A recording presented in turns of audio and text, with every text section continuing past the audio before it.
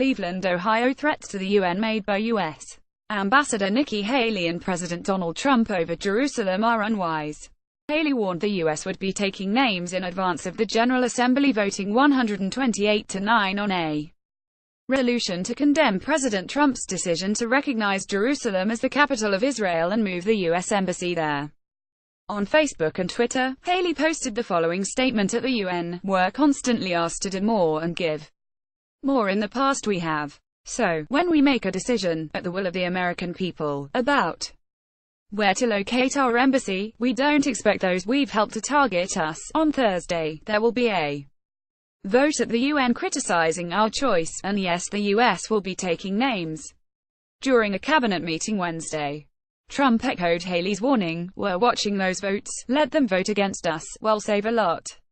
We don't care. But this isn't like it used to be, where they could vote against you and then you pay them hundreds of millions of dollars and nobody knows what they're doing. Trump's decision on Jerusalem reversed decades of U.S. policy and a 50-year international consensus on the status of the city sacred to the Jewish, Muslim and Christian faiths. In her Facebook and Twitter post, Haley claimed the administration's Jerusalem decision was made at the will of the American people. That's yet another Trump administration lie. Recognizing Jerusalem as the capital of Israel wasn't the will of the American people, it was the will of the base of the Trump base. It was the will of Trump Jonah Sheldon Adelson, who backs the Israeli far-right. Trump's decision to needlessly pour gas on the Israeli-Palestinian conflict has resulted in weeks of unrest in the West Bank and Gaza Strip. Clashes between Palestinians and Israelis are now an almost daily occurrence in Bethlehem. Because of the tensions, Bethlehem's mayor, Anton Salmon, told the Associated Press that Christmas celebrations were impacted. We decided to limit the Christmas celebrations to the religious rituals as an expression of rejection and anger and sympathy with the victims who fell in the recent protests, said Salmon.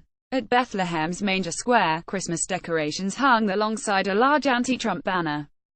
UN budget cut Sunday. The UN reached agreement on a budget that included $285 million in cuts, which Haley quickly took credit for. Under the United Nations Charter formula, the U.S. is responsible for 22% of the UN's operating budget, based on its economic size and other measurements.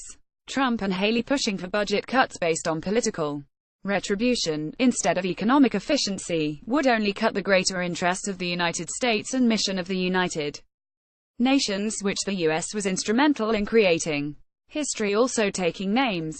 Palestinian Foreign Minister Riyad Malki astutely pointed out that Nikki Haley and the U.S. aren't the only ones taking names.